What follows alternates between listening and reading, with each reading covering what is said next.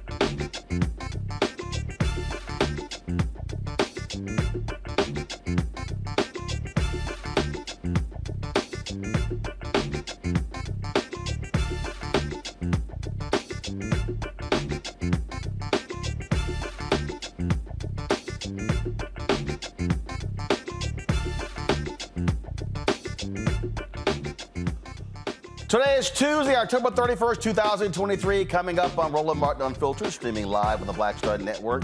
A Mississippi mother wants answers after an off-duty Jackson police officer killed her son. She wasn't even notified for months, even after filing a missing persons report. She and her attorney, Crump, will join us to discuss their call for a DOJ investigation. A Texas family is considering suing Northwestern State University in Louisiana over the murder of their son. The family's attorney will give us details about this bizarre case that led to the resignation of the school's head football coach and the cancellation of the season. FBI Director Chris Wray warned Congress about the potential terror attacks on U.S. soil inspired by Hamas attacks on Israel. We'll be joined by award-winning journalist Rula Jebreal to discuss how this war could lure the U.S. back into a war in the Middle East. An Alabama man is charged with threatening Georgia DA Fani Willis because of her prosecution of Donald Trump and others. And Brett Favre's defamation lawsuit against Shannon Sharpe gets tossed by a judge. Folks, it's time to bring the funk. I'm Roland Martin Unfiltered on the Black Star Network. Let's go. He's got it. Whatever the miss, he's on it. Whatever it is, he's got the scoop, the fact, the find. And when it breaks, he's right on time and it's rolling. Best believe he's knowing. Putting it down from sports to news to politics. With entertainment just for kicks, he's rolling. It's on go, roll, y'all. It's Roland Martin, Rolling with Roland now. He's funk, he's fresh, he's real, the best, you know he's Roland Martin now.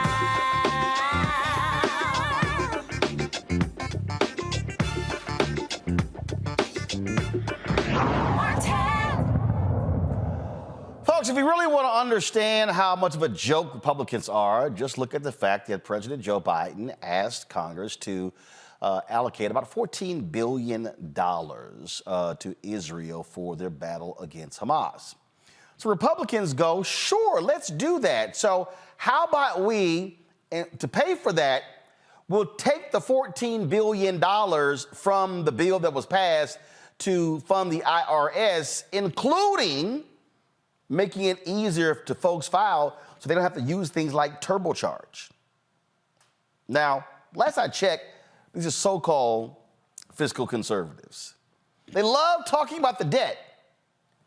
How you gonna pay the debt off if, one, you keep allowing tax cheats to rip the country off of billions and billions of dollars?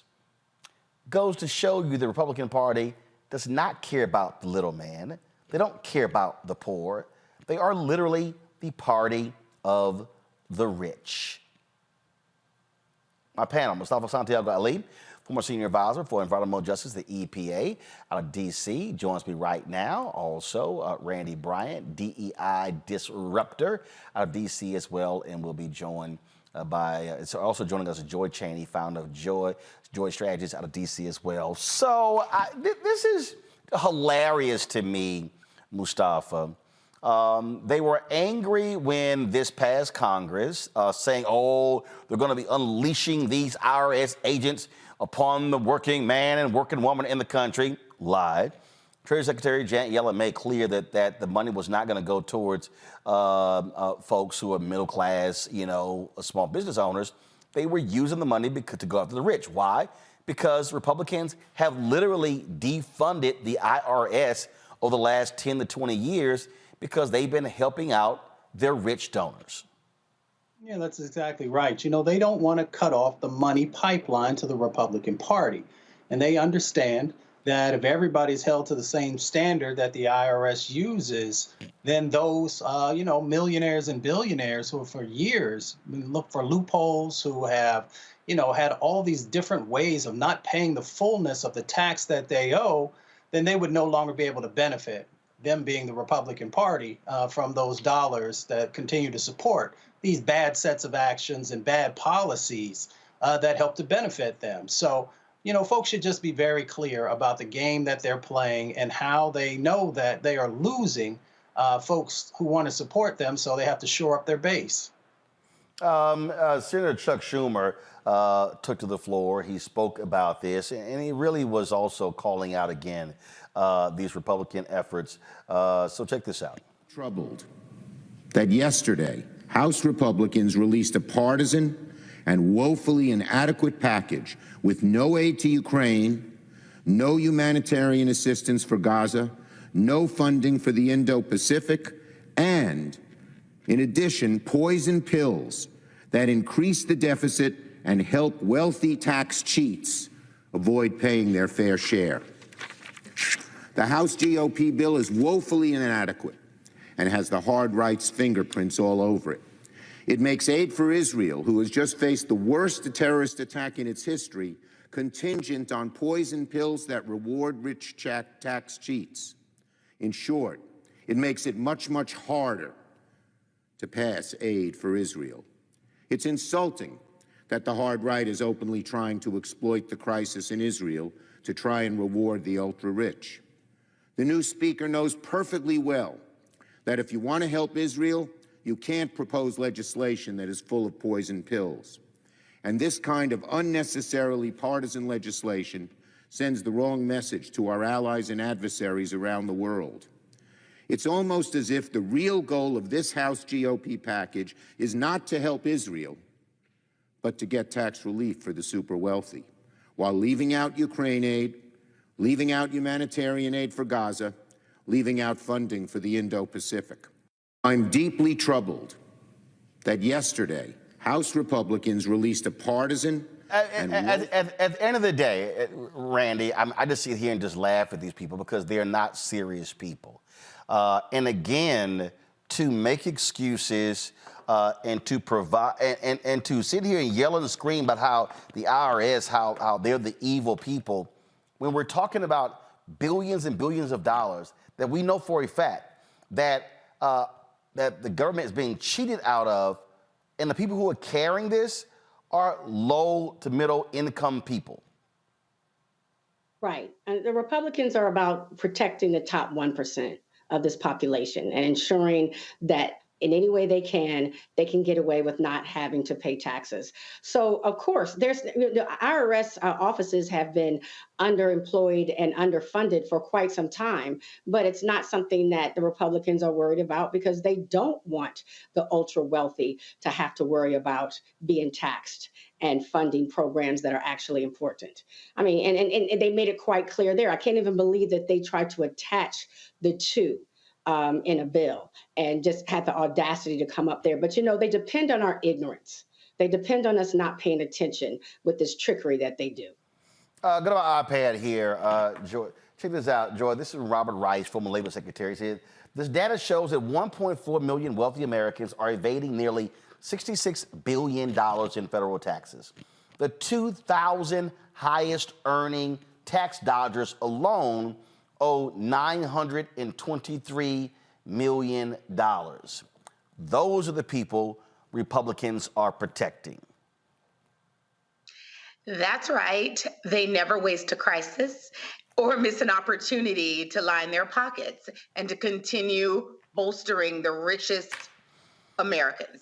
And not richest people all over who are here and who pay taxes here. There's nothing surprising, although it is shameful. And let me tell you what my fellow panelist was saying here is important. Not only do funds to the IRS increase enforcement for those who are tax cheats, but it also includes equity provisions to make sure those who are poorer Americans who have a very hard time, they can't afford tax lawyers. They have a very hard time navigating the system. It increased money so that they would be able to address those folks who need the help of the government, need to be able to get someone on the line when they need to call. They don't have all of the resources of, say, a Donald Trump. So this is particularly insulting, not just to wealthy, not just to Democrats who may need greater resources, but there are a lot of poor Republicans out there who, when they pick up the phone, they can't get an answer from the IRS, who are being taxed at greater rates than wealthy Republicans who are leading their party. So this is a populist issue. Everyone IRS may not be very popular, but trust me, the Republicans would not be attaching this if it did not line their pockets and steal from yours. You know, and so people just need to understand, again, the game that is being played here. And the bill, Mustafa, that was passed added about $80 billion over a period, over a number of years to the IRS budget. Now, look, nobody out here likes to pay taxes, but these are the people who supported somebody who bragged about cheating on his taxes. And that's Donald Trump. Yeah, I mean, he knew the game, and he would manipulate the game all the time. Now, I agree that no one wants to pay taxes, but we also have to understand how incredibly important those taxes are, because whether we're talking about on the federal, the state, or the local time, or even the county, that those things help us to make sure that we have strong infrastructures. They make sure that kids get food. They make sure that education, especially public education, is being funded, so forth and so on. So we need to make sure that not only all the lower wealth and middle class folks who often have to carry the burden for this, that the wealthiest individuals who've been able to make huge amounts of money off of folks, that they're also making sure that they are paying their fair share. So we should just make sure that folks understand. And how do you do that? You make sure that you have those agents of the IRS who are actually out there doing enforcement. The president was very clear with folks about the individuals and how much money individuals made who are going to be focused upon. So if you haven't done anything wrong, then it's okay, because those agents or the auditors, they will just go through the numbers. And if you haven't been, trying to get shady, then you don't have anything to worry about. It's those folks who have been shady. It's those who have been skirting around the laws that are there who have to be concerned. So for everyday people, you making $50,000, $35,000, $120,000, you don't have anything to worry about, because that's not what this new set of resources is focused on. It is focused on those high earners. And just so people understand, there's a guy who used to live in Chicago named Ken Griffin. He is one of the biggest Republican supporters. And this was a piece that was done by ProPublica. Go to my iPad.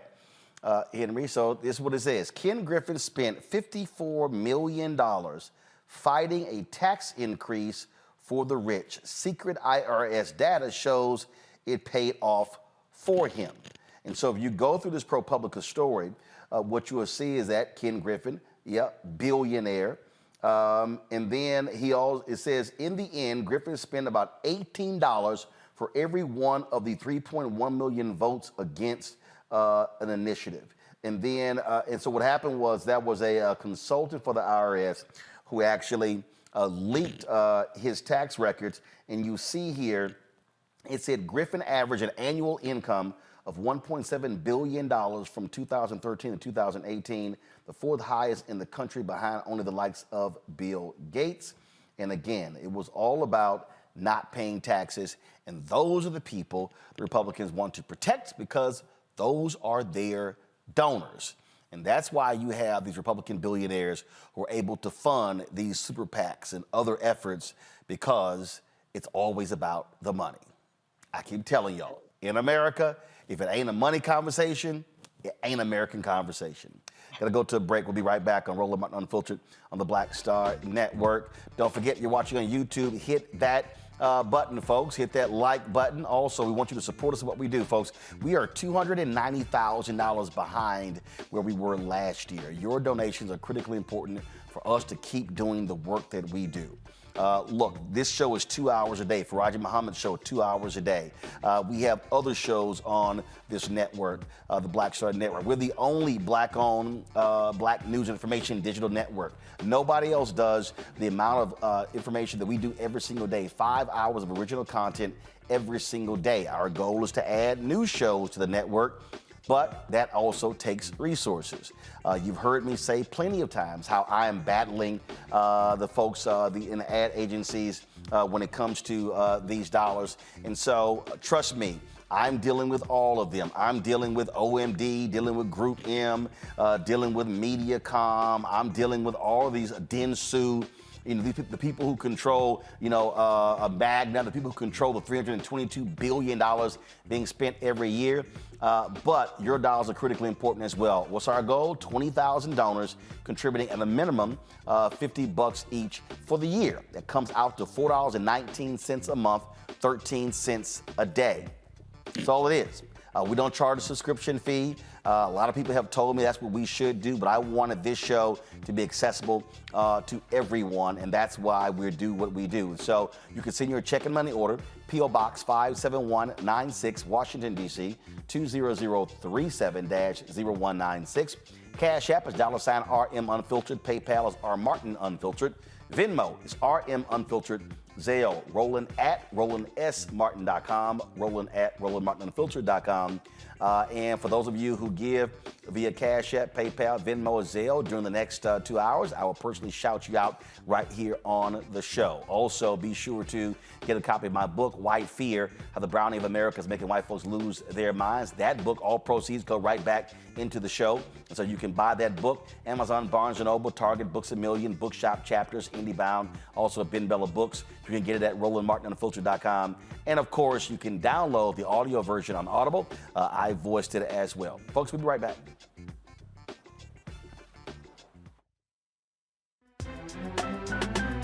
I'm Faraji Muhammad, live from LA. And this is The Culture. The Culture is a two-way conversation. You and me. We talk about the stories, politics, the good, the bad, and the downright ugly. So join our community every day at 3 p.m. Eastern and let your voice be heard. Hey, we're all in this together. So let's talk about it and see what kind of trouble we can get into. It's The Culture, weekdays at 3, only on the Black Star Network. Hatred on the streets, a horrific scene, a white nationalist rally that descended into deadly violence. White people are losing their damn minds. As an angry pro-Trump mob storms the U.S. Capitol, we're about to see the rise of what I call white minority resistance.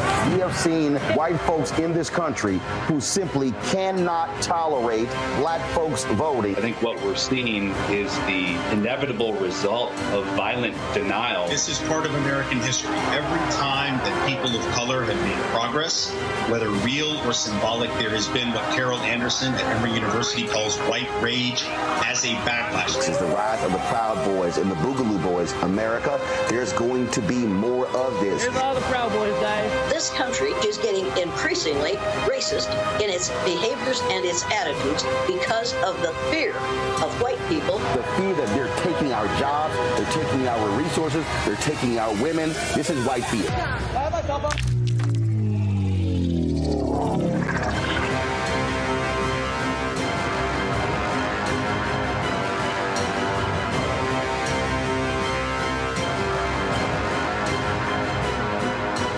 What's up, everybody? It's your girl, Latasha from the A. And you're watching Roland Martin Unfiltered.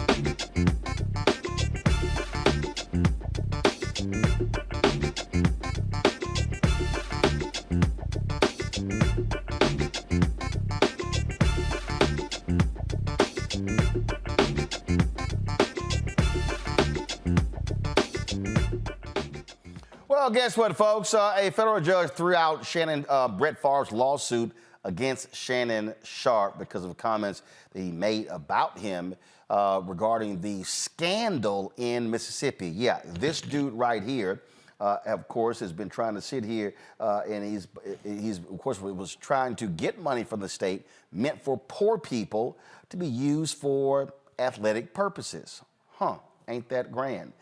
This was a tweet that Shannon sent out. The United States District Court for the Southern District of Mississippi today dismissed Brett Favre's defamation lawsuit against me. The court found the statements were protected by the First Amendment to the Constitution, thanks to my legal team and their handling of this case. Now, again, Favre was really, really upset, mad, and angry, y'all, because Shannon Sharpe just eviscerated him.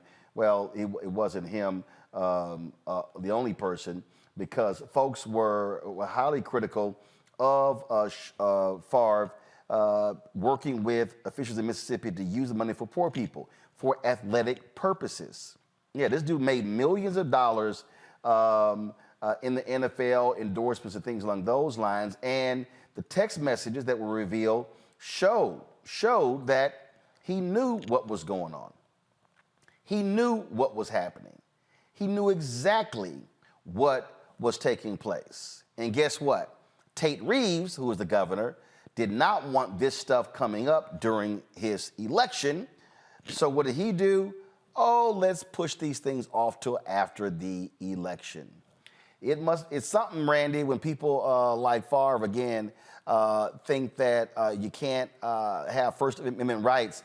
Well, they sure love that Second Amendment. They always skip over that first one, though. They sure do.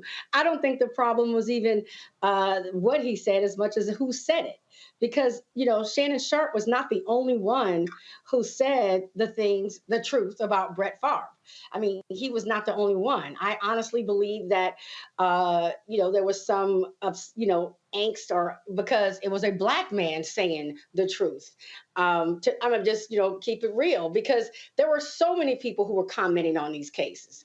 Sometimes people don't like when black people speak up. I believe when that ad came out and the woman said to LeBron, just shut up and dribble. I believe that is how America feels about many of our black athletes. And they become very upset when they have the intelligence to look at something, look at a case and comment on it. So it wasn't even just about what he said. It was just the fact that he was saying that Sharpe was saying anything. Because Brett knows that what he did was wrong and dirty. I mean, we all saw the text messages. It was some mess going on down there. Well, and what he did, Joy, he Shannon called Brett Favre a sleazeball. And the judge was like, say, dude, that's called hyperbole. That's right. I mean, and building on what Randy said, this wasn't just that he was a black man. He was a black athlete who's being listened to by fans, right? And his words resonated, and they were true and backed up by Favre's own texts and exchanges. The anger comes from the fact that it rang, right? And it touched people. People heard it when it was said by Mr. Sharpe. So we know what the last segment was about, cheaters and hypocrisy, and this segment is about cheaters and hypocrisy. Here's what I love right here. In this scathing 12-page opinion, the judge said, quote, no reasonable person listening to the broadcast would think that Favre actually went into the homes of poor people and took their money, that he committed the crime of theft, larceny against any particular poor person in Mississippi. Sharpe's comments were made against the backdrop of long-standing media coverage of Favre's role in the welfare scandal and the state's lawsuit against Favre.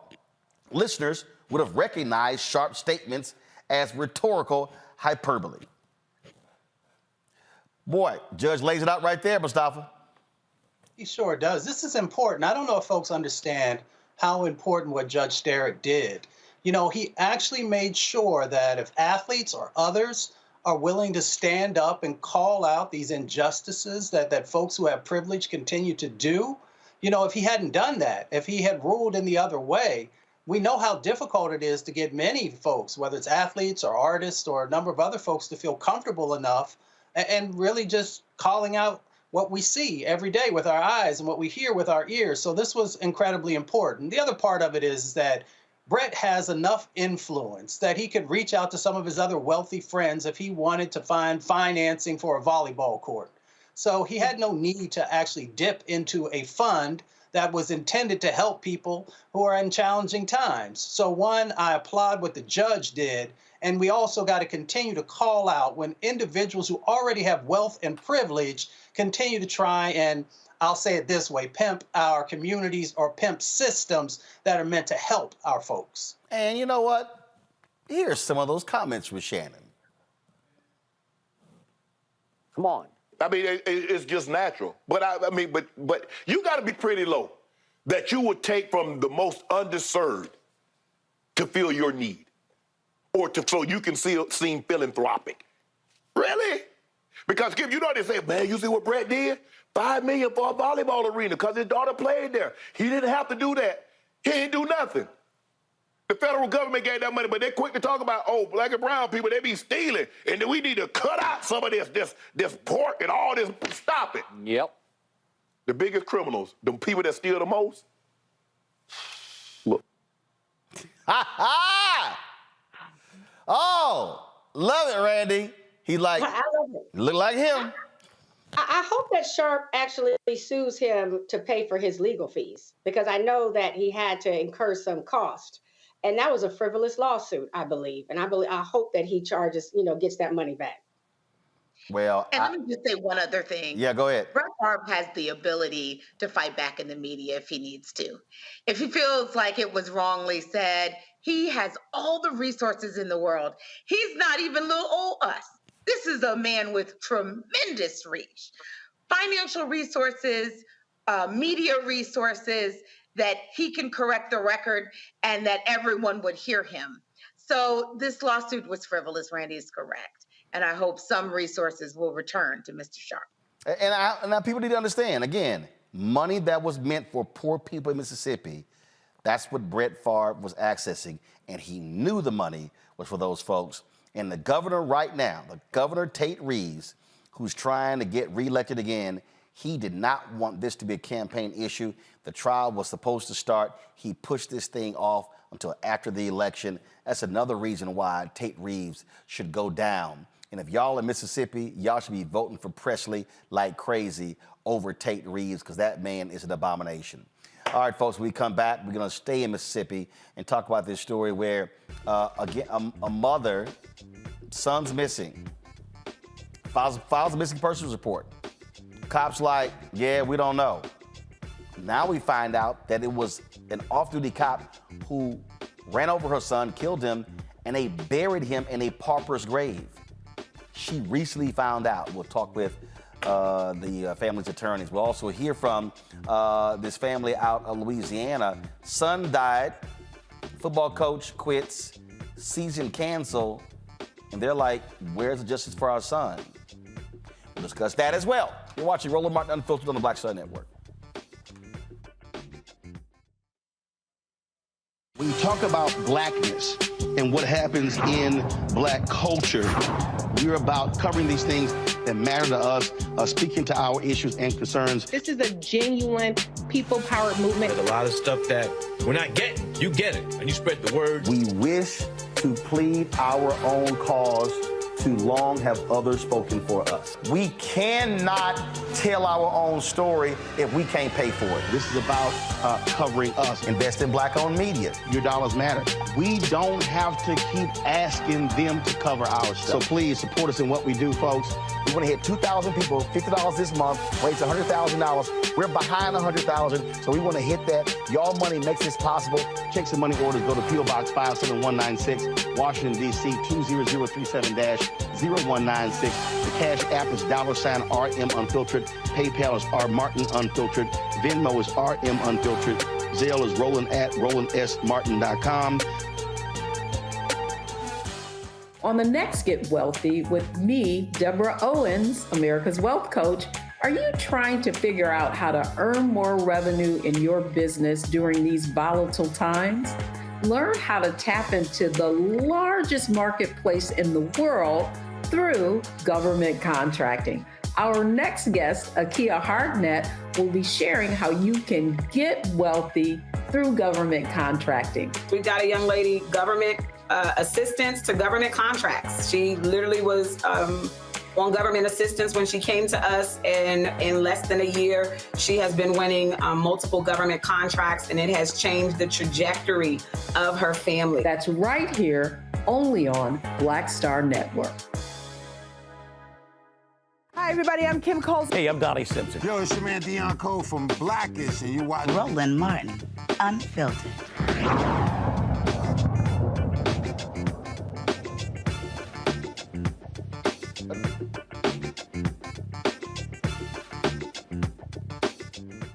Imagine sending your son to college to play football, but ends up dying, possibly by his roommate, a roommate whom he reported to his coach about pointing a gun at him days before being killed. That happened to a Texas family and their son, Ronnie Caldwell Jr., who was attending Northwestern State University in Natchitoches, Louisiana.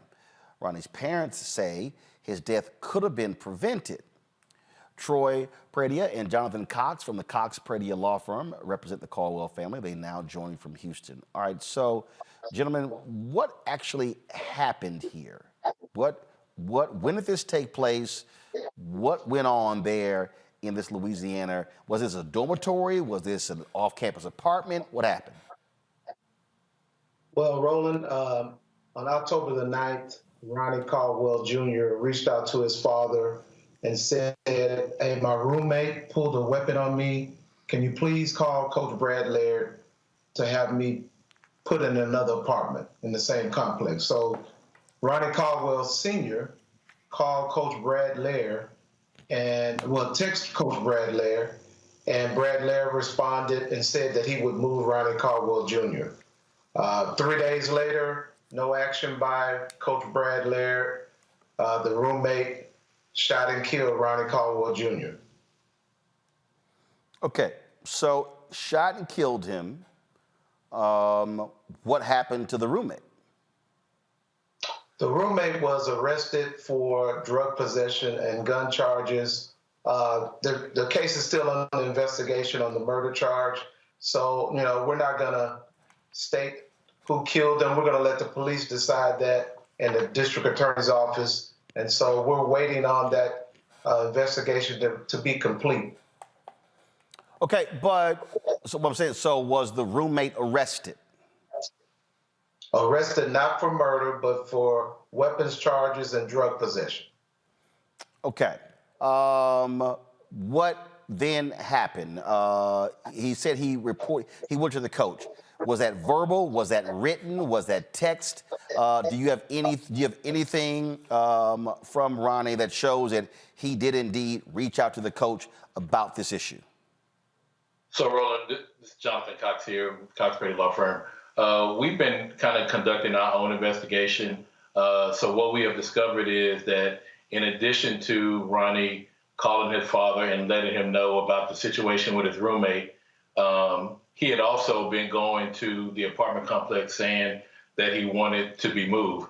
What we have here, Roland, is an apartment complex that is marketed to be a student housing facility, but they also lease to non-students. And so Ronnie was with a roommate in an apartment. He had a mold issue, and they moved him to an apartment with a non-student. And he was in there probably 3 to 4 months before his death. And during that whole time, he had made complaints to the apartment complex. He wanted to move out of that apartment complex. The guy was just somebody who wasn't like-minded as him. And it ultimately ended up in this situation. And once the report was made to the coach, they still didn't do anything. And 3 days later, he was dead. Again, head coach Brad Laird resigned.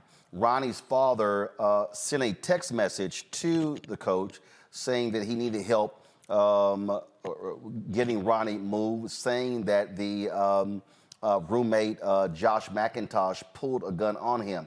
As you said, McIntosh was arrested for possession of a firearm in the presence of a controlled dangerous substance. Also, another player, Maurice Campbell II, he was also arrested for obstruction of justice, possession of marijuana with the intent to distribute, and possession of a firearm in the presence of a controlled dangerous substance. Now, how long? So Ronnie gets shot.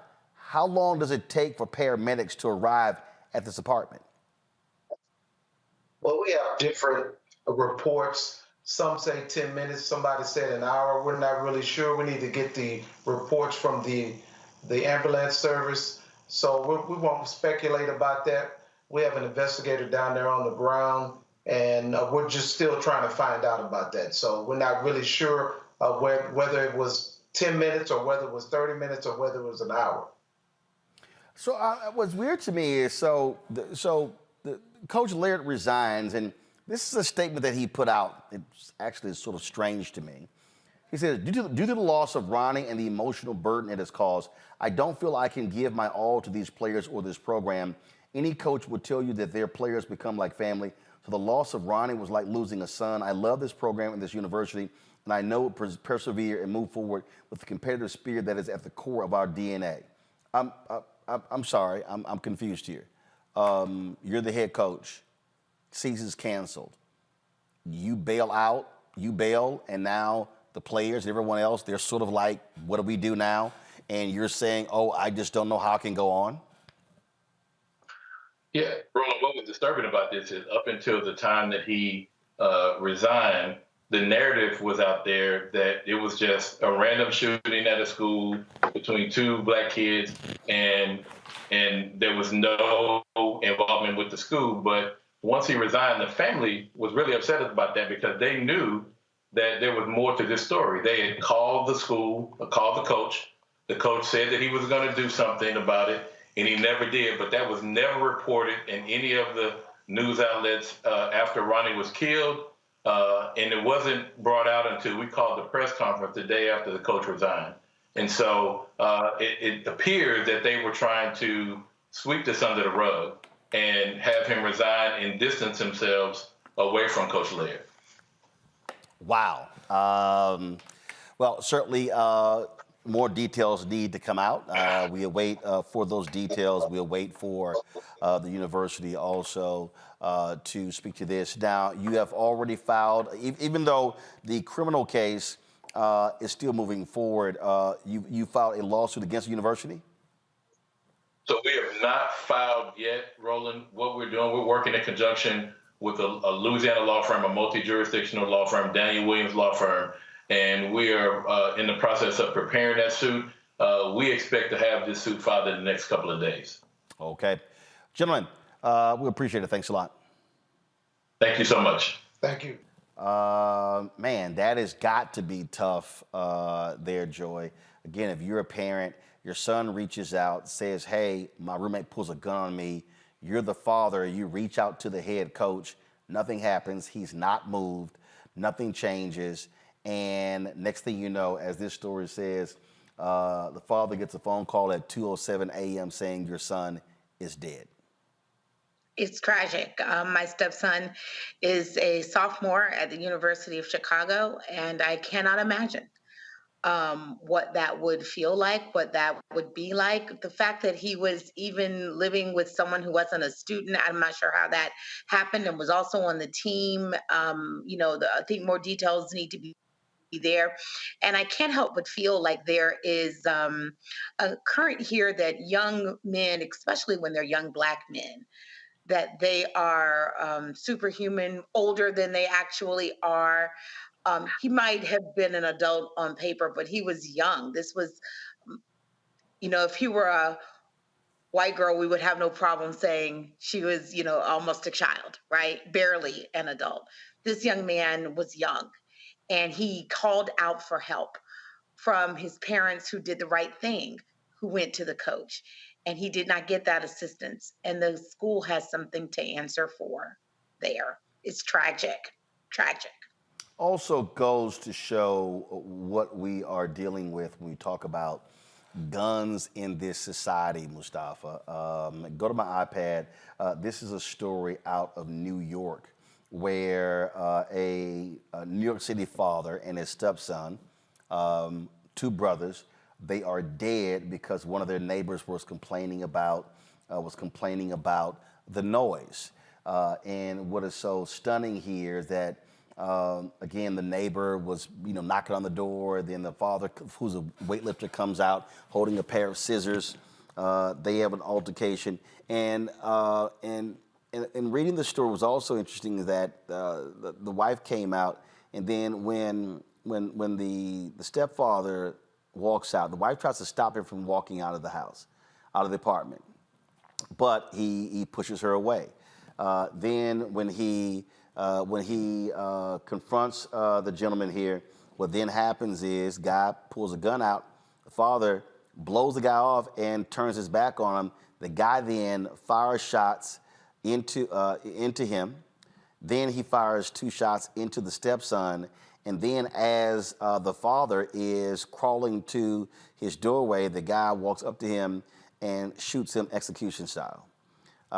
And this goes to, again, and I say this all the time, I don't care what anybody says, people act totally different when they've got a gun in their possession.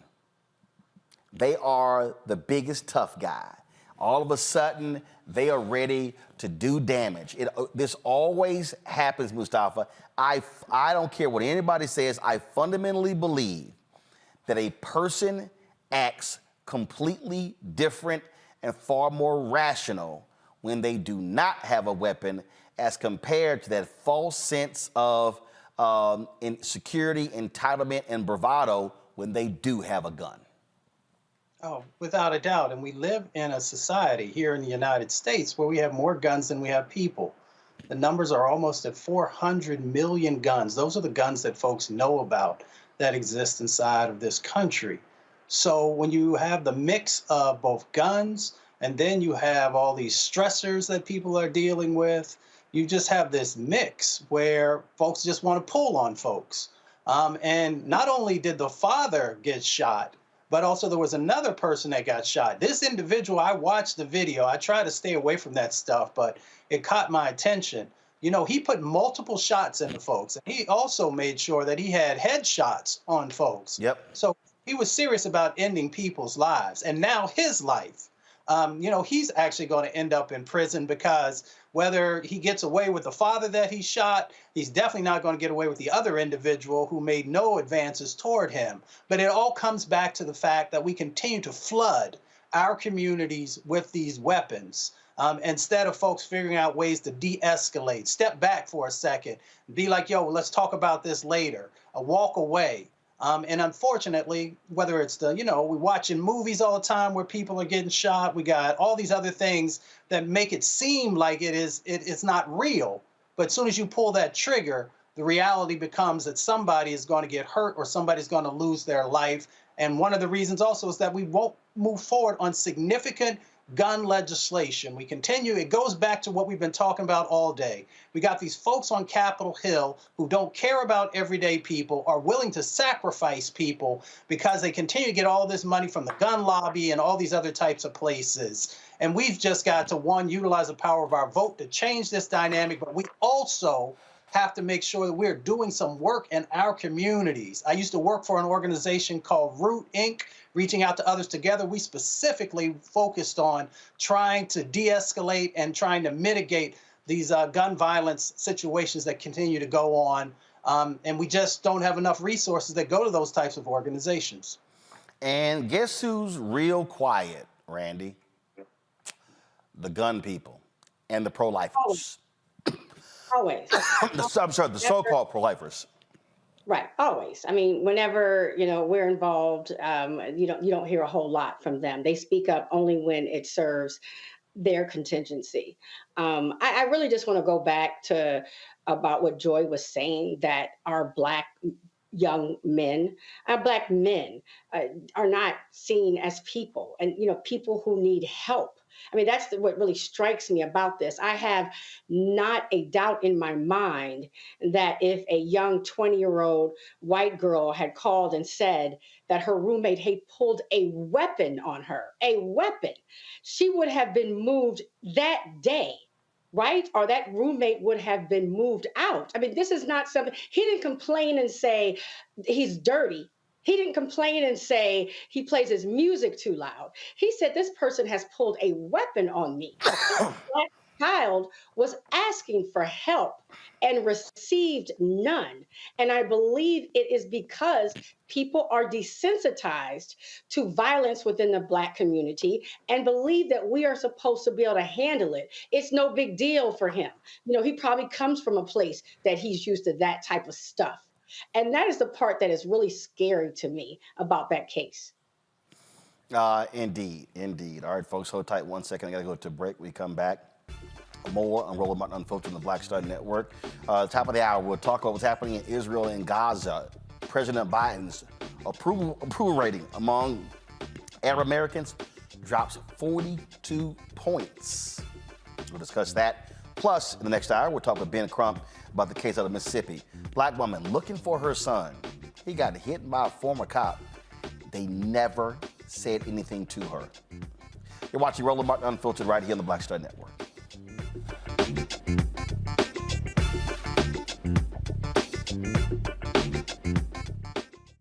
Hi, I'm Dr. Jackie Hood Martin, and I have a question for you. Ever feel as if your life is teetering and the weight and pressure of the world is consistently on your shoulders? Well, let me tell you, living a balanced life isn't easy. Join me each Tuesday on Black Star Network for A Balanced Life with Dr. Jackie.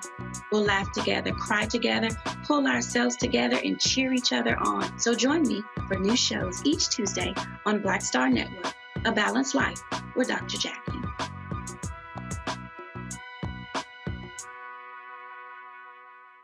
Next on the Black Table with me, Craig Carr.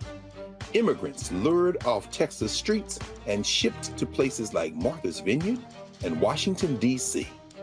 Believe it or not, we've seen it all before. You people in the North, you're so sympathetic to Black people, you take them. 60 years ago, they called it the reverse freedom rides. Back then, Southern governors shipped Black people north with the false promise of jobs and a better life. It's a part of a well-known playbook being brought back to life. So what's next? That's next on the Black Table, a conversation with Dr. Gerald Horne about this issue of the reverse freedom rides, right here on the Black Star Network.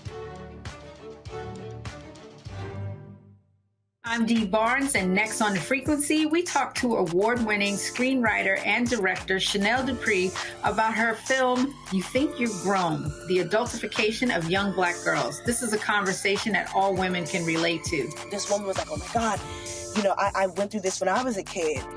She wore something, it was a maxi dress, but the way it fit on her body, this female teacher thought that she looked too grown and spun her around in front of a male teacher and said, do you think she looks grown, right? Oh my God. So that's next time on The Frequency on the Black Star Network. Hey, what's up? It's Sammy Roman. Hey, it's John Murray, the executive producer of the new Sherry Shepherd Talk Show. It's me, Sherry Shepherd, and you know what you're watching, Roland Martin Unfiltered.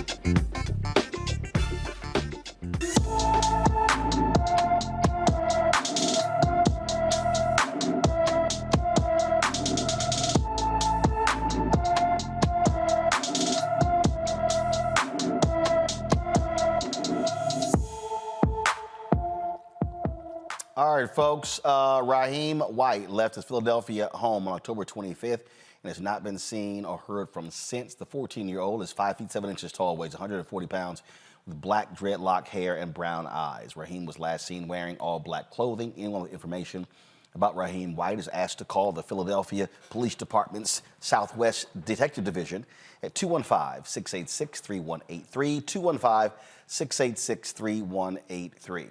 An Alabama man is facing federal charges for making threats against a Georgia prosecutor and a sheriff related to an investigation into Donald Trump. Arthur Ray Hansen II of Huntsville allegedly left threatening voicemails for Fulton County DA Fonnie Willis and Fulton County Sheriff Pat Labatt on August 6th.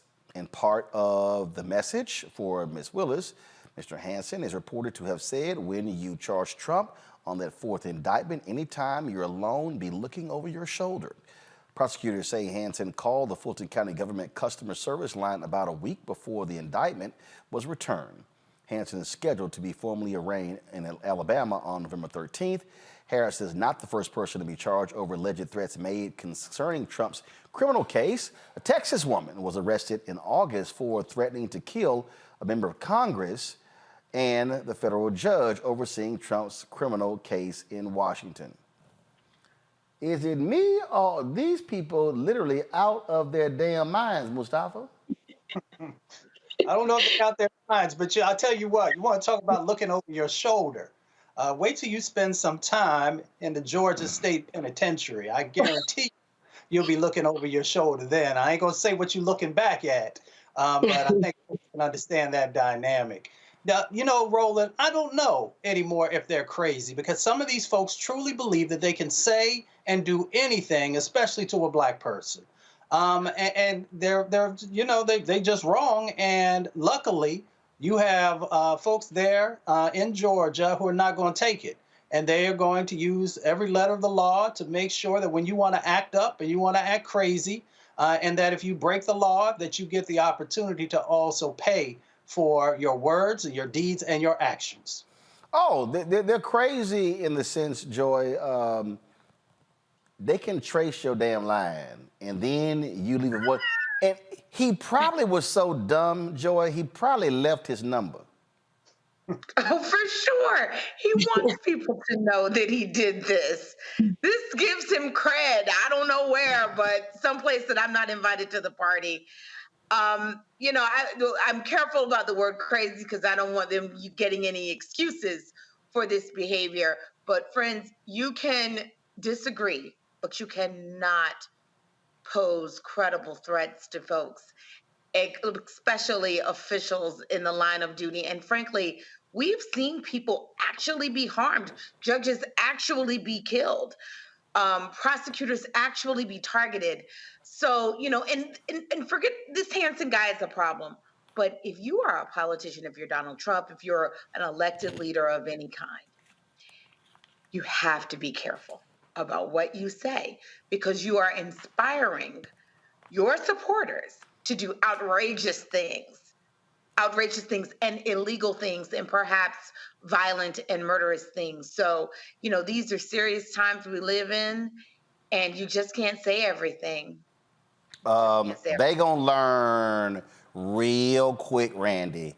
And what I don't understand is all these people. How do these people keep screwing up their life for that orange fool who don't give a damn about them? I keep saying, this broke fool probably, he couldn't even walk into the Trump Hotel or Mar-a-Lago. He couldn't even, they wouldn't let his broke ass drive by. Oh, no. Oh, no. You know, Trump doesn't do broke. He does not do broke, right? He never has, but they really feel as if that he is for them, for the people. But let's just be honest. I mean, when you look at who supports him vastly, these are not the geniuses of the world. The people who are following him blindly and protecting him are not the geniuses of the world. And the thing that they don't seem to realize is that while Trump incites some of this behavior, he has 24-hour security. They don't. And clearly, again, not bright, because who calls customer service and starts threatening people? I mean, they didn't even try to hide it. Like, I mean, it's just, you almost feel embarrassed for how ignorant these people are. No, I don't. Sorry. I don't. Sorry, I don't. Yeah. I don't feel embarrassed. I relish them going to jail. Every time one of these January 6 people gets convicted and then they go to court and they start crying about how their life is ruined, I then go, sorry, it's above me now. Yes, it's above me now. It's above me now. So I don't mind any of them with these long prison sentences. In fact, I kind of like it because now all of a sudden, the nutcases in Congress on the right, now they care about victims' rights. Now they care about rehabilitation in prison. So hooray to more of these MAGA fools going to jail. Hillary Clinton was right. They're deplorables. Yep, I said it. All right, folks, when we come back, we're going to talk about what's happening in Israel and Gaza. Israel's been moving forward with their ground attack, getting a lot of criticism today for the bombing of a hospital in Gaza. We're seeing more the death toll just dramatically increase. We'll talk with award-winning journalist Rula Jebreal next, right here on Roland Martin Unfiltered on the Black Star Network.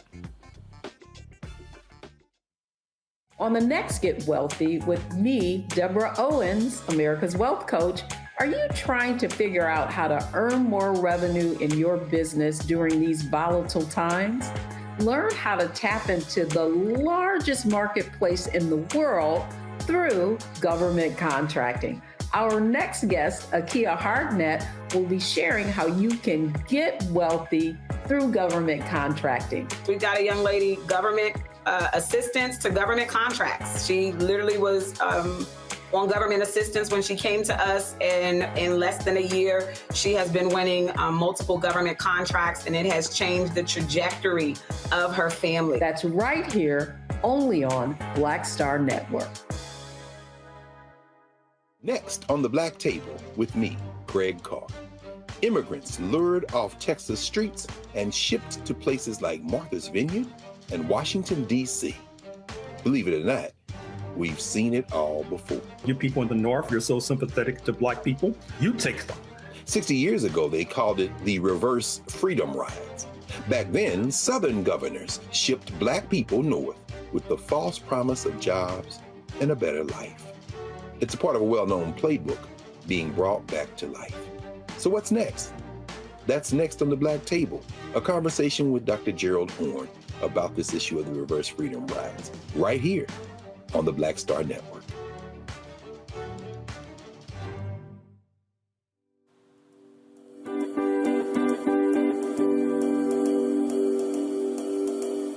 No, I see.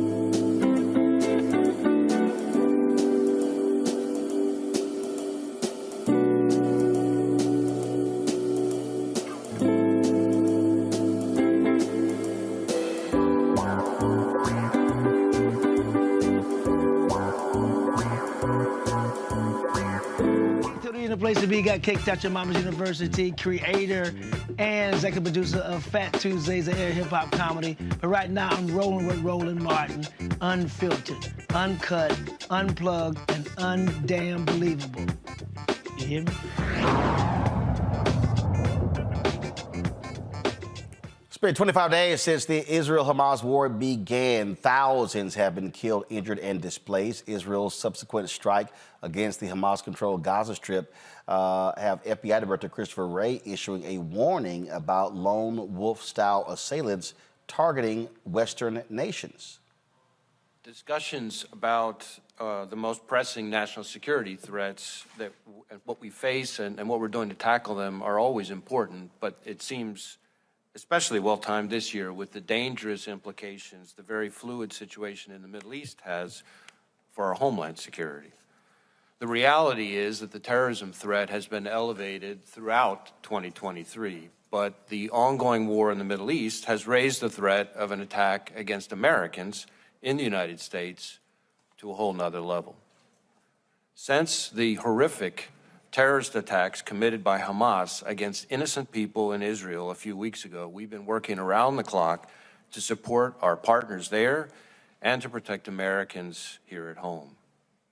We assess that the actions of Hamas and its allies will serve as an inspiration, the likes of which we haven't seen since ISIS launched its so-called caliphate several years ago.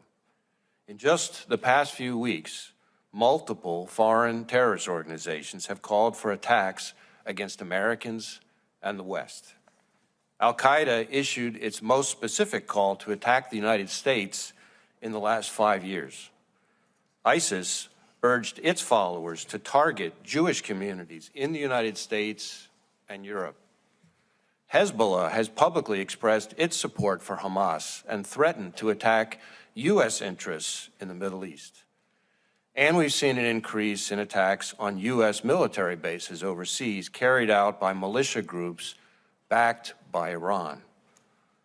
Here in the United States, our most immediate concern is that violent extremists, individuals or small groups, will draw inspiration from the events in the Middle East to carry out attacks against Americans going about their daily lives.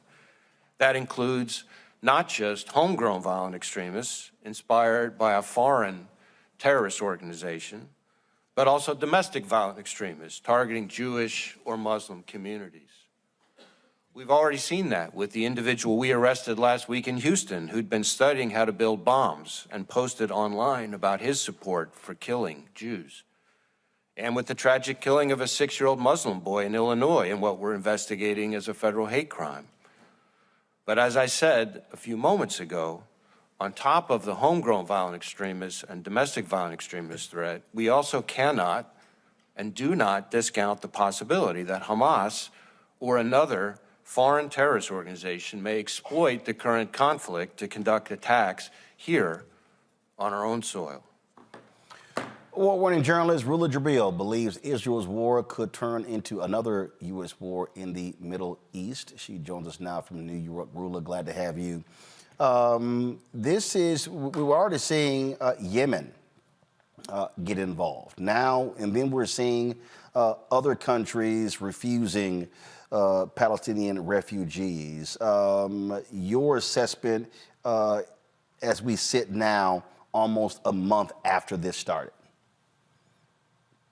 Well, thank you for having me. First of all, what we learned from the war on terror, 20 years war on terror that America led, where the United States spent $8 trillion, I believe, thousands of Americans perished, 600 Iraqis. Again, we see the Taliban back in power. They are in charge of Afghanistan. And we see that the result of that failed war, that Iran controls Iraq. Today, the Iranians basically declared war on the United States through their proxies in Yemen, who have missiles, cruise missiles, who have drones, and can attack the United States at any moment. But also we learn that you cannot kill your way to defeating an ideology. You can actually defeat the ideology if you address the underlying crisis that feeds it. Killing thousands of civilians, children, indiscriminate bombing, like Israel is doing, actually strengthening that ideology. And we've seen this over and again. Every time the United States bombed a country or a city, remember Fallujah, remember Mosul, or the images of Abu Ghraib, we've seen a peak of radicalization because they feed on desperation. And I think it's made very clear by people who led the war on terror, General Petraeus and others, that the only strategy to weaken, defeat the ideology is by ending the military occupation, ending the segregation and discrimination of the Sunni in Iraq or elsewhere. And even the Israeli generals and people in charge of the security apparatus, like Ami Ayalon, who was in charge of the Israel, who's Chris Wray of America, in charge of the FBI of the Israel. He said, without a Palestinian state, absent a Palestinian state, we will be in forever wars. That is the driver, the main driver behind the violence. What do you say when critics, those who oppose your position, when they say, well, if Hamas does not orchestrate this attack on October 7th, none of this is happening? Well, that's, I'm not sure I can say this word, but clearly they don't understand what they're talking about, and that's BS. Why?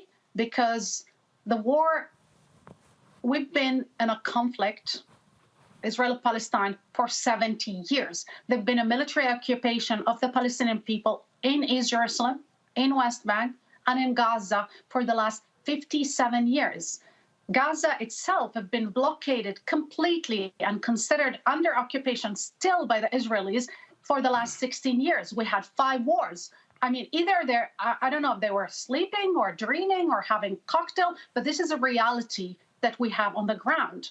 And for 56 years, 7 years almost, Israelis decided and told the world that the only way they could feel safe if Palestinians are on their knees, are under military occupation, behind walls, in cages, without any rights, human rights, civil rights, political rights whatsoever, systematically oppressed and violated in every level of their life. I mean, the level, while we're talking about Gaza, rightly so, if you look at the occupied territory of, the West Bank, where Hamas doesn't exist, in the last week only, 120 Palestinians were killed. We've seen, pictures and videos of Abu Ghraib-style torture made by very fanatical, radical settlers who come from New Zealand and Australia and the United States and Brooklyn, and they feel more entitled to the land, and they want to steal the land and depopulate the population because they have an agenda with God. They think that God told them this is their land,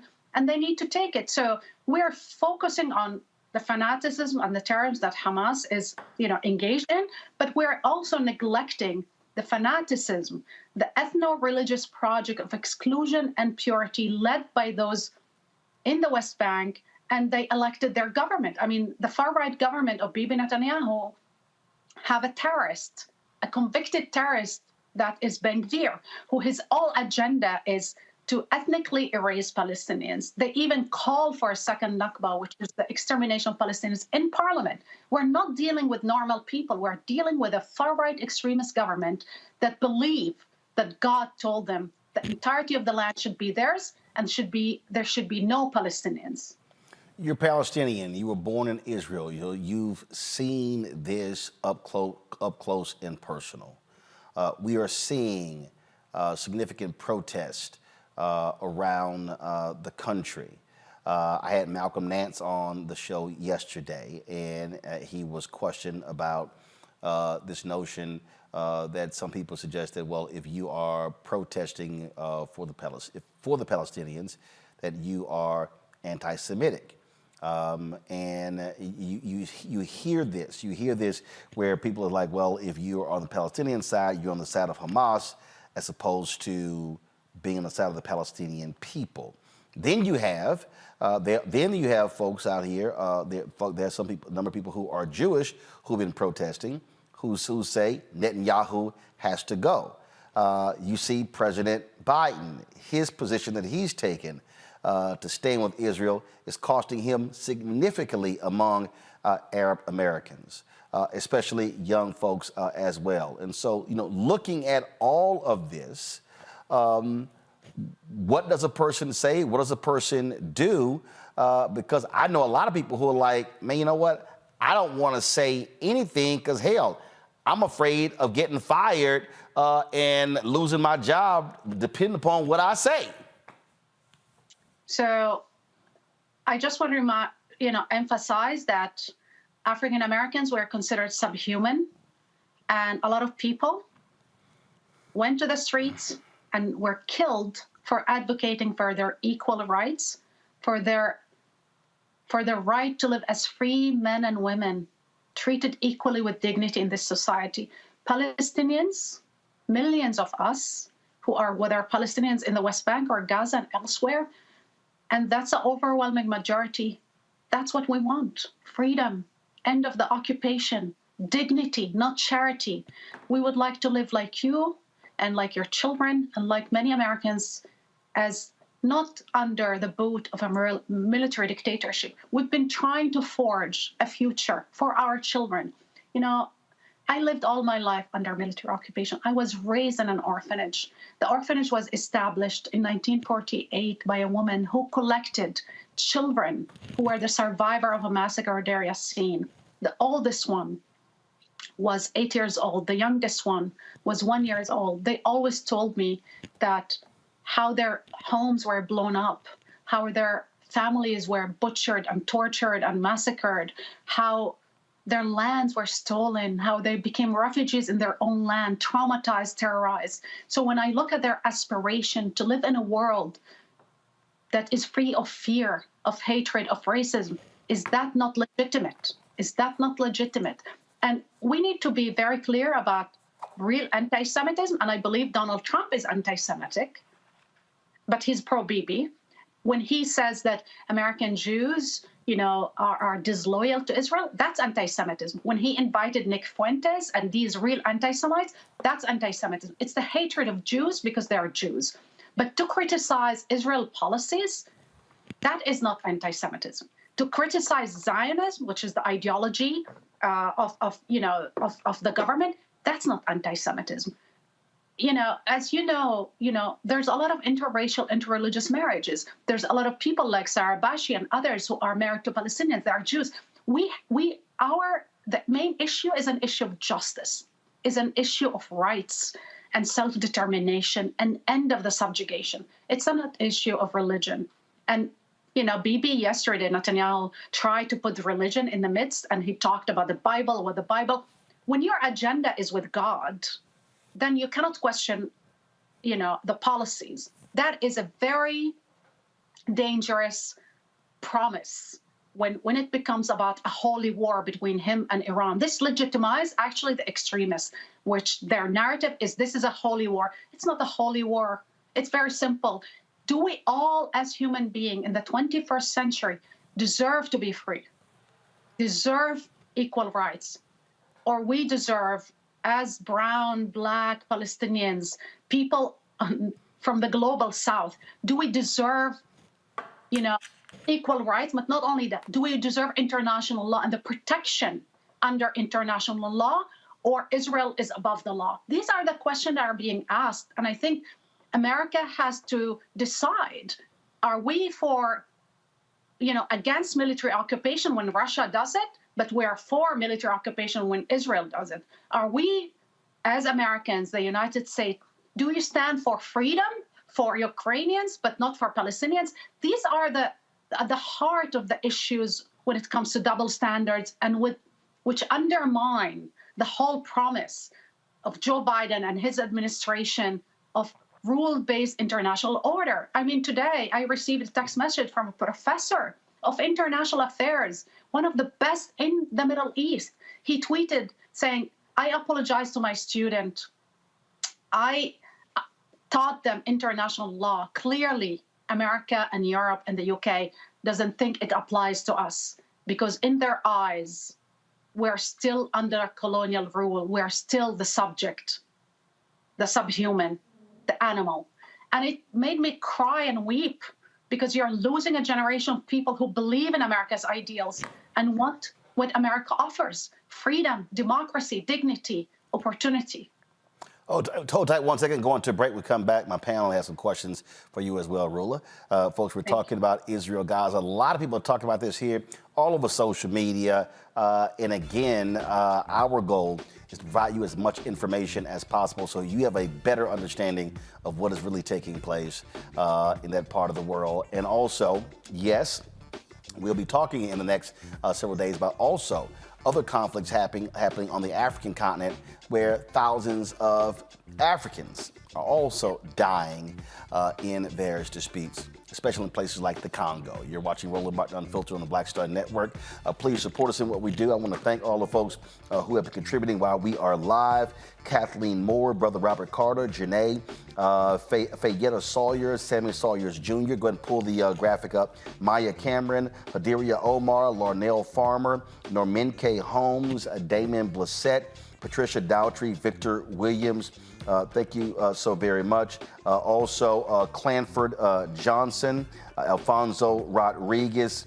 All of you are contributing. Folks, if you want to join our Bring the Funk fan club, do so by sending your check and money order, P.O. Box 57196, Washington, D.C., 20037-0196. Cash App, $RM Unfiltered, PayPal, R Martin Unfiltered. Venmo is RM Unfiltered, Zelle. Roland at RolandSMartin.com, Roland at RolandMartinUnfiltered.com. We'll be right back.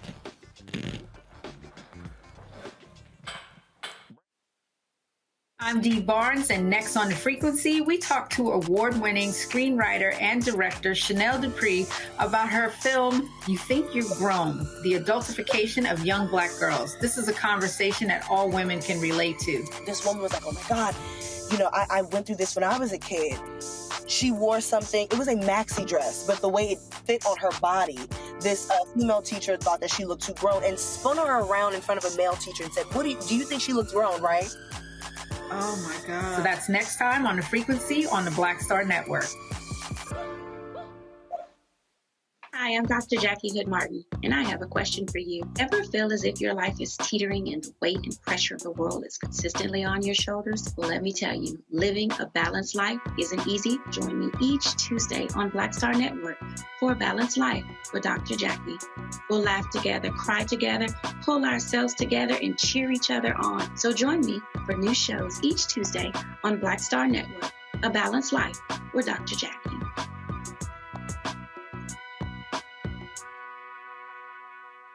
When you talk about blackness and what happens in Black culture, we're about covering these things that matter to us, speaking to our issues and concerns. This is a genuine people-powered movement. There's a lot of stuff that we're not getting. You get it, and you spread the word. We wish to plead our own cause. Too long have others spoken for us. We cannot tell our own story if we can't pay for it. This is about covering us. Invest in Black-owned media. Your dollars matter. We don't have to keep asking them to cover our stuff. So please support us in what we do, folks. We want to hit 2,000 people, $50 this month, raise $100,000. We're behind $100,000, so we want to hit that. Y'all money makes this possible. Checks and money orders go to P.O. Box 57196, Washington, D.C. 20037-0196. The Cash App is $RM Unfiltered. PayPal is R Martin Unfiltered. Venmo is RM Unfiltered. Zelle is Roland at RolandSMartin.com. Hey, what's up, y'all? I'm Devon Franklin. It is always a pleasure to be in the house. You are watching Roland Martin Unfiltered. Stay right here.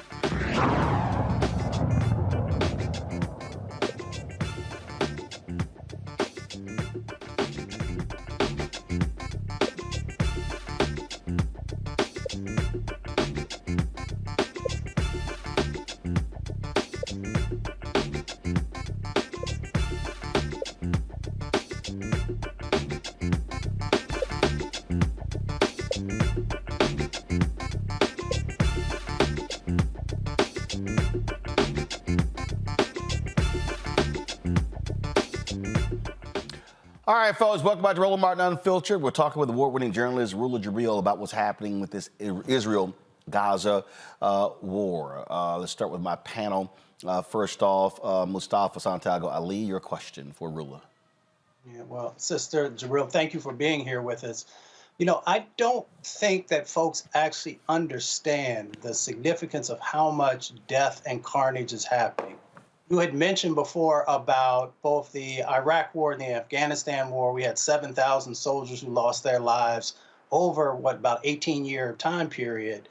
And now we've had about 8,000 folks, who have lost their lives in Gaza. We, of course, have the 1,400 that were there in Israel. Can you really help people to understand? And then, of course, all the babies and children who have lost their lives. Can you help folks to really understand what's actually happening on the ground? Because they turn on, news shows and they really probably don't get a flavor. So before the war, 90% of Palestinians didn't have in Gaza, and Gaza, there's 2.2 million Palestinians who live there. 90% didn't have access to water before the war. Before the war, 50% of them were under poverty line, didn't have access to proper food. With this war, they are now starving, dying of starvation. I get text message of people telling me that they don't know what to feed their children, that they have to decide whether to kill the cat or not. This is the human condition today in Gaza. Children are consuming water unfit for human consumption, contaminated water.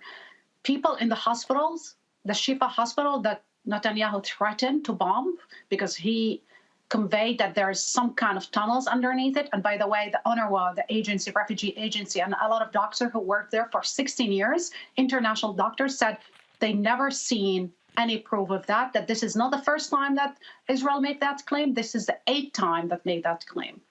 And again, in that hospital, they don't have any more anesthesia. They're amputating people without anesthesia. Women are giving birth, cesarean operations without anesthesia. This is the incredible condition. And every hospital and every healthcare facility is collapsing. We are watching a humanitarian catastrophe of which we never seen anything like this in the history of Israel-Palestine and in the history of the Middle East. I testified before the European Parliament about the humanitarian catastrophe in Yemen in 2018, and that was a tragedy beyond, but it was a span of years. In the span of 3 weeks, Israel killed around 8,000 Palestinians, of which 3,500 children, and then we have around 2,000 bodies under the rubble that nobody can recover because they're being shelled and carpet bombed continuously. We've seen that today they attacked the refugee camp, a refugee camp. Let me reiterate that, a refugee camp. The Jabalia refugee camp bombarded that, dropped a 1-ton bomb. They dropped, by the way, 7,000 bombs and missiles, which is the same amount that America used in Afghanistan and Iraq combined in years, in a very small strip of land, heavily populated, and it's only 45 kilometers. And the mass atrocity that are being committed today, that we are witnessing in real time, is the direct product of decade-long Israeli impunity provided by the UK, the US, and Europe. And for decade-long, dehumanization of Palestinians in mainstream media, the exclusion of voices. I am so blessed and lucky to be here, but this is the only time my humanity is not questioned. This is the only time I don't have to defend our existence. This is a protest that took place in London. We're seeing this all across the world, Rula. And what's also interesting is that you have the efforts trying to shut down Al Jazeera. Even the United States has said, hey, has gone to the Qatari government saying, hey, can Al Jazeera pull back? You have some places that literally are banning pro-Palestinian protest. Exactly. And the tragedy that, even though we have really, the media is very one-sided, as we know, except, small pockets, people don't believe them anymore. The overwhelming majority of the global South, the brown and black world, does not believe the lies. They didn't believe it about the WMD in Iraq, and they don't believe it now. They don't believe that a nuclear state power, which is Israel, cannot do anything except murdering Palestinians. They cannot believe, they understand that it's about land, but also they understand the hypocrisy of the Western democracy when they blame Russia for committing crimes, and then when it comes to Israel, they look the other way and it's like, never mind, actually enable it and bankroll it. It was astonishing yesterday when I believe the State Department released a statement and a video saying we're helping Gaza. They send 40 trucks to Gaza. They need 500 a day. They sent 45 trucks and they were bragging about it. But you know what else they send? $14 billion in armament to Israel. So they are contributing and bombing Palestinians, but then they send some charity and little food to those who are being bombed. I mean, and people, that's why people are angry. Israelis themselves are in the streets. Our Jewish brother and sisters are all over the world in the streets saying enough is enough. We need a political solution. They're even telling us, the survivor, our dead babies that were butchered by Hamas, which is a real atrocity and a war crime, cannot be answered with more atrocities and war crimes. That will not bring back our babies. These are survivors. Their voices are important to listen to. People who negotiated with Hamas on behalf of the Israeli government, the current Israeli government, like Baskin, who was an advisor to the Israeli government of Bibi Netanyahu, are telling us that the prime minister enabled and strengthened Hamas by negotiating with them, giving them money. There's a direct quote from Bibi Netanyahu himself who said, anybody that want to thwart a Palestinian state need to support Hamas, finance Hamas, because then we can use Hamas as a scarecrow and say, well, we don't have a partner. Hamas is an asset. Those are the words of the prime minister today, who released the leader of Hamas, who is the architect of the terrorist attack. In 2011, Yahya Sinwar, the leader of Hamas in Gaza, was released by Bibi Netanyahu under the order of Bibi Netanyahu in 2011. He didn't kill an Israeli then. He killed Palestinians. Now he led this attack, and this is the same guy that Bibi Netanyahu thought he was an asset. Got about 3 minutes left. I got two questions. Let me go to Randy Bryant. Randy, go. I just wanted to thank you for being here and speaking so eloquently and passionately to us about this. I wanted to ask you, what role do you think that social media has been playing? Because I feel as if before we always just trusted our government and our news sources to tell us the truth. But now we have so much information coming from individuals so now we're seeing the truth and able to make different decisions. So what is your opinion about the role it has played? I think it's huge. It's huge. It's huge. Look, I look at the struggle of African Americans, and I'm inspired by what, people in South Africa and people who basically, led the civil rights movement in this country without social media. It took years, hundreds of years. Today, we have the news in zero time, and we don't trust the same people who sold us the lies about the Iraq War, who sold us many other lies. And we question their truth. So when Israel says we never bombed a hospital, well, let an international investigation decide. And then they tell you, oh, no, we don't want an international team to investigate. But then we remember they killed our colleague, Shireen Abu Akleh, last year. They lied about it, and then they confirmed it 6 months after. They bombed the headquarters of the UN in Lebanon, 1996, killing 110 people. They lied about it. And then guess what? The United Nations determined that Israel did it. So people don't trust governments anymore for good reasons. Thank you. Joy, go ahead. Yeah. I hope everyone will watch this segment. I've learned a lot. I think many of us are still learning about this. Even those who know more history are still learning. What do you want from the American people? What do you want them to do? If you could speak to them right now, the American voter, what do you need them to do? Please ask the government to stop the killing of children. Please pressure Joe Biden and Democrats to stop the murder and the slaughterhouse in Gaza. Gaza is an open-air prison. Now it's becoming a cemetery for children, a slaughterhouse, a carnage. Nobody will be safe. No Israeli will be saved if more Gazans and more civilians and more children die. President Biden might lose these elections because he can alienate Democrats, progressives, Latino and brown and black and Arabs and Muslims who look at his policy and they're the continuation of Trump policies. We need to wake up, especially the Democrats, and pressure people so this carnage can end and we can all be free. None of us is safe or free until we're all free. Rula Jebreal, I always appreciate you joining us here on Roland Martin Unfiltered. Thanks a bunch.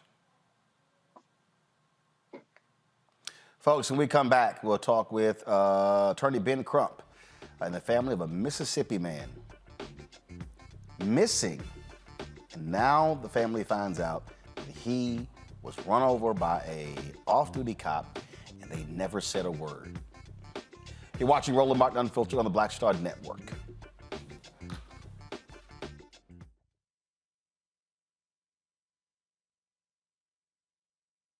Hatred on the streets, a horrific scene, a white nationalist rally that descended into deadly violence.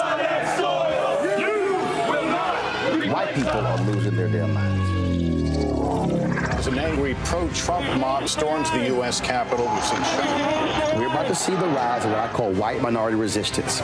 We have seen white folks in this country who simply cannot tolerate black folks voting. I think what we're seeing is the inevitable result of violent denial. This is part of American history. Every time that people of color have made progress, whether real or symbolic, there has been what Carol Anderson at Emory University calls white rage as a backlash. This is the rise of the Proud Boys and the Boogaloo Boys. America, there's going to be more of this. Here's all the Proud Boys, guys. This country is getting increasingly racist in its behaviors and its attitudes because of the fear of white people. The fear that they're taking our jobs, they're taking our resources, they're taking our women. This is white fear.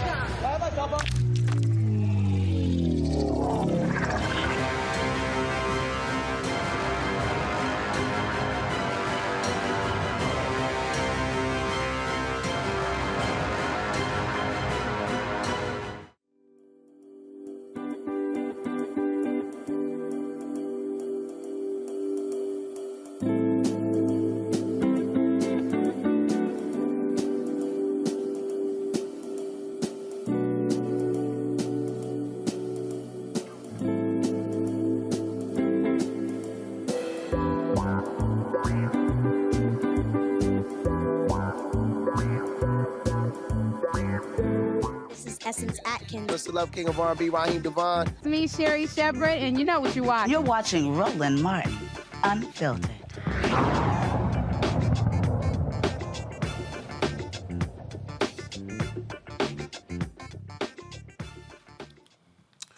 Folks, the story of Mississippi is unbelievable. It is strange. It is astounding. And you're sitting here going, how in the hell does this actually happen? So, a mother in Jackson, Mississippi reported her child missing to the police. They go, sorry, can't help you. Then she finds out that an off-duty Jackson police officer struck and killed her son, Dexter Wade, as he was crossing a highway, leaving his mother's home in March. The Hinds County Coroner's Office identified him using fingerprints and information from prescribed medication police found at the scene. Police claim they couldn't reach Wade's mother. Betterstein Wade Robinson left his body, and this is crazy, y'all. They left his body unclaimed at the morgue for months before burying him in an unmarked grave on the Hinds County Penal Farm. Joining me now is civil rights attorney Ben Crump and Betterstein Wade Robinson, Dexter's mom. First of all, I am sorry for your loss. Your son went missing in March. When did you find out what happened to him and where he was? I found out in August the 24th. They called me about 11 o'clock, and the detective said, I found your son. And I went to say, well, she said, another detective, Gerard, gonna come out and tell you, what happened. So he called me about 4. He made it there around 5:30 or something, 6. And he said, I'm sorry. Your son is deceased. And I started crying. I'm confused. He went missing in March. When did you file a missing persons report? I filed a missing person report in March the 14th. So you literally filed a missing persons report in March? Yes. And they identified who he was? Yes. So we're not talking about, let's just be clear, we're not talking about the New York City Police Department, the Houston Police Department. We're not talking about a very large city. And I'm not demeaning Jackson, but if there's a body in the morgue and has been actually identified, and then they claim, oh, they couldn't reach you, but you filed the missing persons report, which meant your information was right there. You had to put it on a sheet of paper, name, phone number, email, address, all that stuff. Yes. They knew who he was, Roland, on the first day. Say it again? They knew his identification on March 5th when they first hit and killed him. And so, all right, so this is what I need to understand. Okay.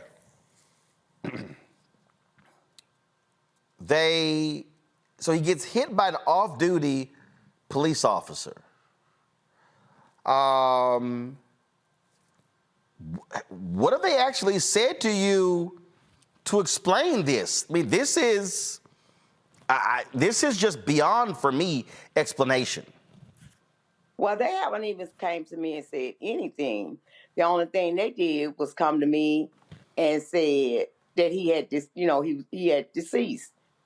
And other than that, I was asking the coroner some questions, and he said I had to call the coroner. So I called the coroner the next day because it was too late to call that day. So I called the coroner the next day. So the coroner told me I was going off on him about why he didn't take him and friend, why he didn't do this, why he didn't do that. He said, Miss Wade, I didn't have to do all that. Dexter had his several pill balls in his pocket. Said his name was on them.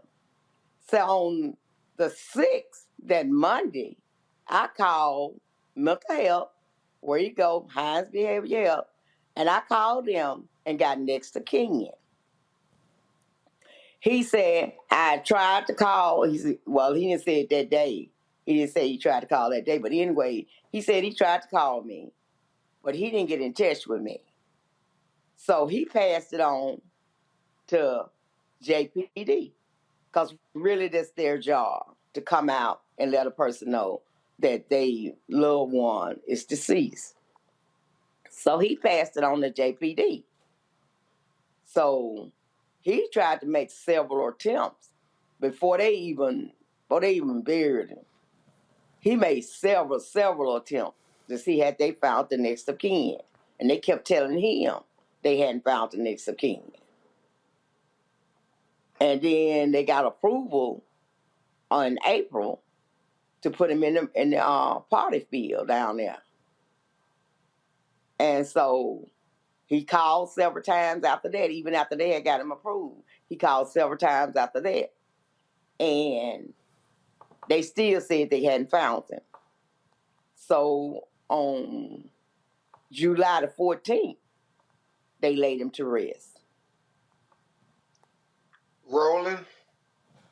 Yeah, go ahead, Ben. What is even more outrageous is the fact that Miss Dexter Wade is the named plaintiff in a wrongful death lawsuit against the Jackson Police Department for killing her brother, who had a stroke, had been at the hospital 10 days, and they body slammed him and killed him. Our officer was convicted and in prison for killing her brother. She had been doing interviews. She had been to court every day through 2 criminal trials. They had depositions in the civil suit. They absolutely knew who Dexter Wade was. And Miss Wade believes they intentionally did not come to her house to notify her about her son, because she felt that they were afraid that there was going to be another wrongful death lawsuit against the Jackson Police Department, because the officer who hit her was in his Jackson Police Department issued vehicle. There's a question whether he was on duty or not. They say he was not on duty, but because on March 5th when they hit and killed him, they never told Miss Wade or her family anything. They cannot accept this with a leap of faith. You kill my brother, and then you try to deny doing anything wrong there. You deny the wrongful death lawsuit. Now you kill my son, and you don't tell me for 6 months that you killed my son. Before I go to my panel with questions, so they say the off-duty officer hit him. Was there an investigation? Was the officer given a breathalyzer? Was the car impounded? Was there an actual investigation into this death? No. No. They did not do anything to the officer. They just took his car to Hicks pound, Hicks. They took it to Hicks towing service, got the car. But they did not get no breathalyzer, none of that. They didn't do nothing to him. They didn't give him no citation. They didn't give him nothing. Not nothing. They didn't take nothing from him. They just took something from my son, took his fluids from him. Didn't give him an autopsy or nothing. I don't have no pictures, nothing to show that that's actually my son. I don't have no fingerprints or nothing. They said he took fingerprints, which I believe Mr. Elliott probably did take fingerprints. I'm not going to say he didn't. But I'm just saying, I don't have anything to say that's him in that grave. I have 672. I have a number, 672, so that's him. That's on the pole. That's in the Pauper's Field, the graveyard for the indigents. They have all these poles out there, Roland Martin, and on each pole they have a number. And he is number 672, and we're going to exhume his body. We're petitioning the court to do that, and we're going to have an independent autopsy performed, and then we're going to give him the proper funeral that he deserves, and try to get Miss Bettelstein some measure of justice for her son and her two granddaughters. Questions? Joy, you first. Let me just say what is heartbreaking about this whole evening. It's about lack of humanity, lack of treatment of humanity of our fellow humans. And I can't help believe that if he were anyone else, you would have gotten greater understanding, greater consideration, greater justice for your son already. What are you asking from the city to do at this point? Well, at this point, they can't say that it wasn't intentionally, because now the more I look at it and the more things put out here, it's intentional, because I gave them my address the second time. So I can't say. So they need to honor up to it. They need to do right by me, the suffering, the pain, and everything I've been through, the looking, the just saying, can't he come home? Where is he? Disappeared off the face of earth. I never saw a person disappear off the face of earth if you don't even know. Nobody has seen him. Nobody know nothing. Jackson police can't find him. Nobody. He's not in the morgue. He's not nowhere. So, I mean, they need to be held accountable for this. Amen. Mustafa? Well, Ms. Wade, I'm praying for justice for you and your family. Then I'm curious. Is there not supposed to be some form of a process when a police officer is involved with a homicide by an automobile? Of course, we know many times it's with a firearm. So what's the normal process?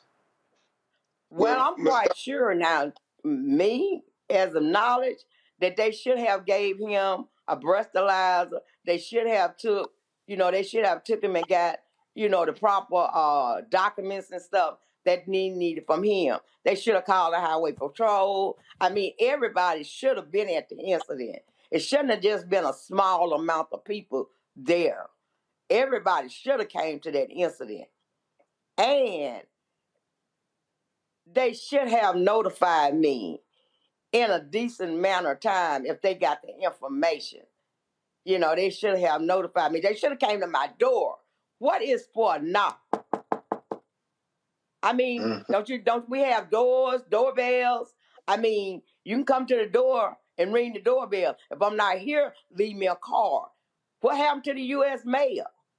I mean, we got mail service. I mean, they should have sent me a letter and said, hey, Ms. Wade, you need to come down to JPD, important. Would you please come down? Or would you please call us? You know, something. I mean, something. Randy. Yes, ma'am. I mean, it's just something. Yeah, my absolute deepest condolences to you, really. And you know, I'm thinking. I saw the article where they said they tried to call you, but they couldn't get in touch. It was the wrong number or something, and it made me think about. I have friends when they go on a first date with someone that they don't know.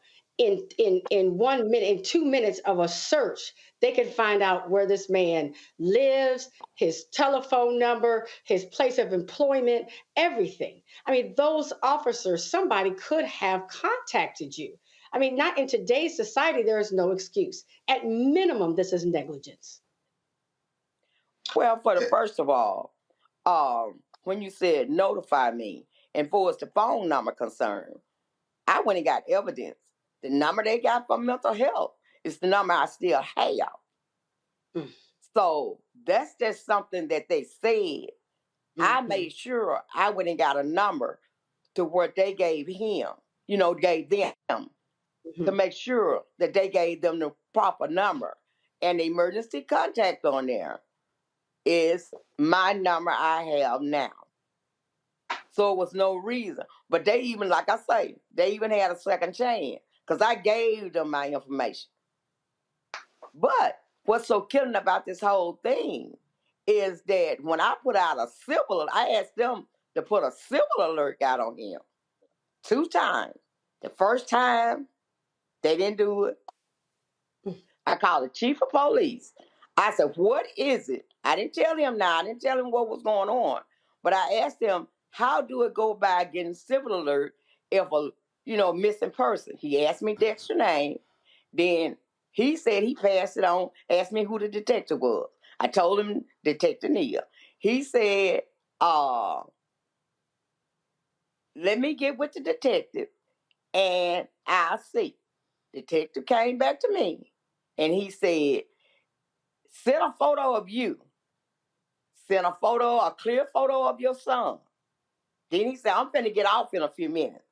Won't you bring it to UPS and I'll take it tomorrow and I'll make sure I get all the documents and everything and send it to the Highway Patrol to put him on civil alert. I waited 2 weeks. 2 weeks. Nothing. So I called Highway Patrol, asked them why they hadn't put my son on civil alert. She said, who is your son? I said, Dexter Alex Wade. She said, hold on a minute. Let me go look and see what's going on. She came back to the phone. She said, Miss Wade, I'm sorry. I went all the way back to 2000. I do not have a Dexter Wade. My Lord. What's the, Bean, what's next? Miss Wade and her family have asked us to inquire of the Department of Justice to open an investigation because they do not trust the Jackson, Mississippi local officials nor the Mississippi State investigators because the Attorney General, Roland, I know you got to go, but the Attorney General, when her brother was killed and the officer was convicted, the Trump Republican Attorney General filed an affidavit of appeal on behalf of the officer that was convicted of killing her brother and went against the black prosecutor in Jackson, Mississippi. I have never seen Roland Martin, DA, go against a local prosecutor for prosecuting somebody. But that's what has happened here. That's why Ms. Wade cannot trust them. And I believe when she says it's intentional, she has the facts to back it up, that they were not going to tell her about her son. They were going to try to sweep it under the rug. Indeed. Ms. Robinson, Ben Crump, we appreciate it. Thanks a lot. Thank you, Roland Martin. Thank you. Folks, a few days ago, Jackson Mayor Chokwe Lumumba had this to say about Dexter's death. We have found ourselves in the national spotlight recently in the city. Many of you have heard of the tragic loss of Mr. Dexter Wade. I think it is important that we recognize the tremendous loss that his mother suffered and his family has suffered, and that we lift them up in our prayers collectively as a city, and that we continue to support them as a community.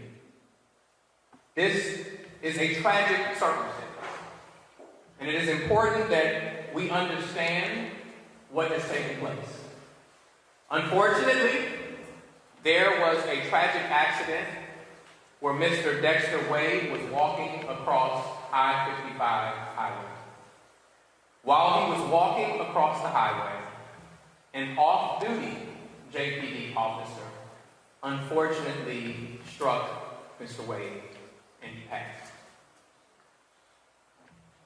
The accident was investigated, and it was determined that it was, in fact, an accident and that there was no malicious intent.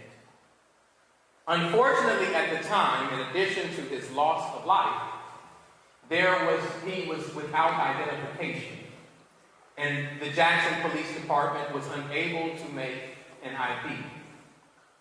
The coroner's office later received his body, and they were later able to establish his identity through both fingerprints, and he also had a prescription bottle on him. Then there were efforts, after they located the prescription bottle, to reach out to the medical provider who provided that prescription. That medical provider provided a number which unfortunately was not accurate or not a good number to be used any further. And so they were unable to make contact. Somewhere in the process of them trying to locate with that number, Mr. Wade's mother days later, filed a missing persons report. And the failure is that ultimately there was a lack of communication with the Missing Persons Division, the coroner's office, and accident investigation. And because of that, Mr. Wade, they were unable to find his family within an expeditious period of time, and he was later buried once the coroner went to the Hinds County Board of Supervisors in order to get permission to do so. And so it is tragic to lose your child. It is tragic to suffer the consequences of having to bury your child before you perish. But to add insult to that trauma, it is even more difficult to not have the ability to have a proper burial for your child. And for that, we regret the circumstance that Mr. Wade's family has had to deal with, and so we continue to lift them up in prayer. I do want to be clear that at no point have we identified or did any investigation reveal that there was any police misconduct in this process and that there was any malicious intent. And so it is important that we learn from these circumstances, that we identify ways to improve communication, but it is also important that we don't confuse with community issues of police misconduct in a circumstance which honestly was an unfortunate and tragic accident. Well, we'll certainly be focusing on this and covering this and to see what happens next. Let me thank Joy, Mustafa, Randy for joining us today on the panel. We certainly appreciate it. Thank you so very much, folks. Don't forget us, support us in what we do. First of all, before I give you all this stuff, remember on Thursday, we're going to be in Richmond, Virginia for our town hall on the campus, Virginia Union University. That's right, 6 to 8 p.m. in the chapel. Look forward to seeing y'all there as we hold our 5th town hall in partnership with the House Virginia Democrats. Again, they are 3 seats away from taking control of the House, and if so, that would get their first black Speaker of the House in Don Scott. So look forward to that.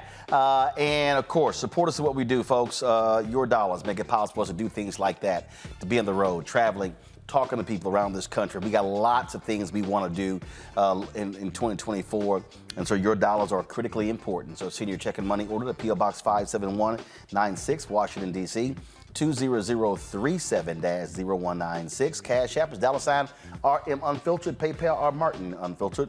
Venmo is RM Unfiltered. Zelle, Roland at RolandSMartin.com. Roland at RolandMartinUnfiltered.com. Download the Black Star Network app, Apple phone, Android phone, Apple TV, Android TV, Roku, Amazon Fire TV, Xbox One, Samsung Smart TV. Don't forget you can watch our 24-hour, 7-day-a-week streaming channel on all the platforms. Amazon News, just go to Amazon Fire. You can also tell Alexa to play news from the Black Star Network. Plex TV, Amazon Freevee, Amazon Prime Video. Go to their live TV. You can watch our news channel right alongside the rest of them. And be sure to get a copy of my book, White Fear, How the Browning of America is Making White Folks Lose Their Minds. Available at bookstores nationwide. And you two people, hurry up, y'all. We should easily be at 1,000 likes. Y'all been messing around. So before we go, just hit that like button before you get out of here. I'll see y'all tomorrow right here on Roland Martin Unfiltered on the Black Star Network. Holla! Folks, Black Star Network is here. Oh, no punches! I'm real revolutionary right now. Support this man, Black Media. He makes sure that our stories are told. Thank you for being the voice of Black America, Roland. Stay black. I love y'all. All momentum we have now, we have to keep this going. The video looks phenomenal. See, this difference between Black Star Network and Black-owned media and something like CNN. You can't be Black-owned media and be scared. It's time to be smart. Bring your eyeballs home. You dig?